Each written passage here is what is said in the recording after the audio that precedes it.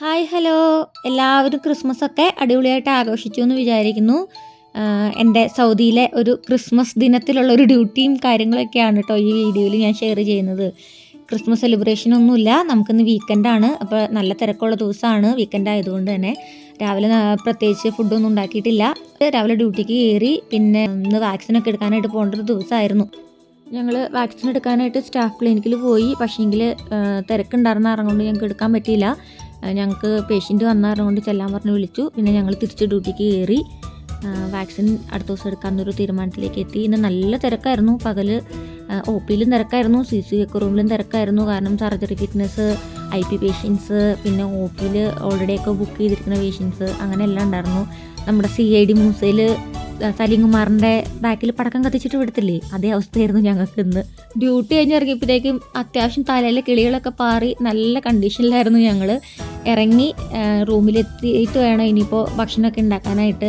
ഒന്നും ഉണ്ടാക്കണില്ല എന്നൊക്കെ വിചാരിച്ചതാണ്. പിന്നെ വിചാരിച്ചു വീക്കെൻഡ് ആണല്ലോ, നാളെ ഡ്യൂട്ടി ഇല്ല, അപ്പോൾ അത് കാരണം കൊണ്ട് എന്തായാലും എന്തെങ്കിലുമൊക്കെ ഉണ്ടാക്കാമെന്ന് വിചാരിച്ചു. അങ്ങനെ ഇവിടെ വന്നപ്പോഴാട്ടോ ഞാൻ ഇത്രയും മടിച്ചായി പോയത് സത്യം പറഞ്ഞാൽ.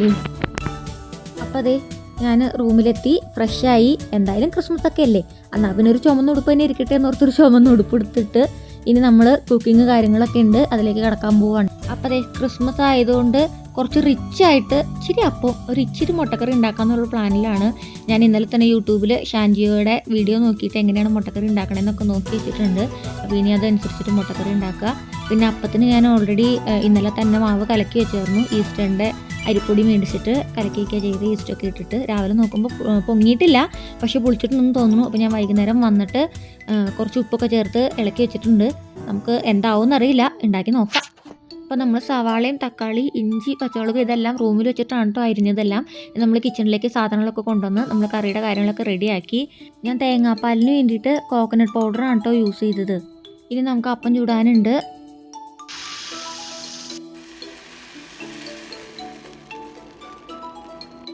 അപ്പം ഫ്ലോപ്പ് ആവുന്ന കേട്ടോ ഞാൻ വിചാരിച്ചത്, പക്ഷേ ഇതേ നന്നായിട്ട് കിട്ടി. അപ്പോൾ തന്നെ കണ്ണൊക്കെ വന്നു. നമ്മുടെ ചായയും തിളച്ചിട്ടുണ്ട്. ഇനി നമുക്ക് ഭക്ഷണം കഴിക്കണം.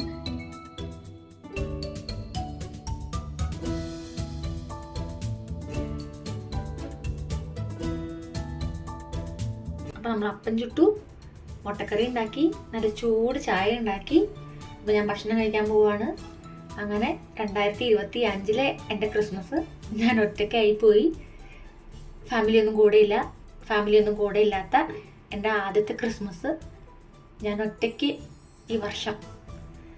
ഈ ക്രിസ്മസ് എടുത്ത് തീരുവാണ്. അടുത്ത വർഷം ദൈവം അനുഗ്രഹിച്ചാൽ എനിക്ക് എൻ്റെ കുടുംബത്തോടൊപ്പം അടുത്ത ക്രിസ്മസ് ആഘോഷിക്കാൻ പറ്റട്ടെ എന്ന് ഞാൻ പ്രാർത്ഥിക്കുന്നു.